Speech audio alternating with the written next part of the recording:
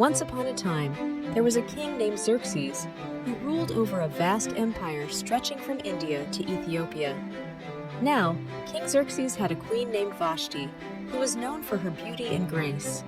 One day, the king decided to throw a grand feast to show off his riches and power to all his nobles and officials.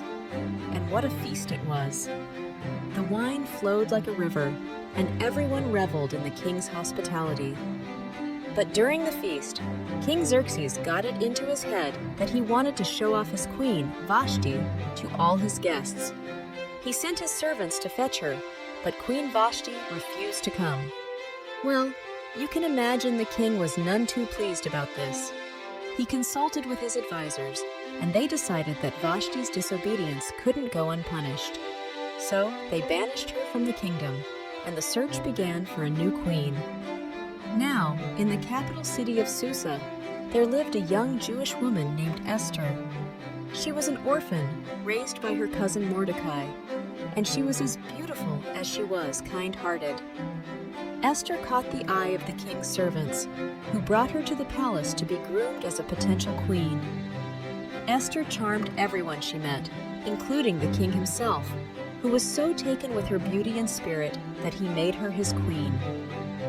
But little did anyone know, Esther had a secret. She was Jewish, and Mordecai had warned her not to reveal her true identity to anyone. One day, Mordecai overheard a plot to assassinate the king, and he told Esther, who in turn warned the king. The plot was foiled, and the king's life was saved.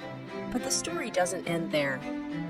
There was a wicked man named Haman who rose to power in the king's court. He hated Mordecai because Mordecai refused to bow down to him, so he concocted a plan to have all the Jews in the kingdom killed. He convinced the king to sign a decree authorizing the genocide of the Jewish people. When Mordecai learned of this, he urged Esther to go to the king and plead for the lives of her people. But Esther was afraid, for anyone who approached the king without being summoned risked death. Mordecai's words stirred something within her, though, and she found the courage to approach the king and reveal her true identity as a Jew. The king was shocked and angry when he learned of Haman's plot, and he ordered that Haman be punished instead.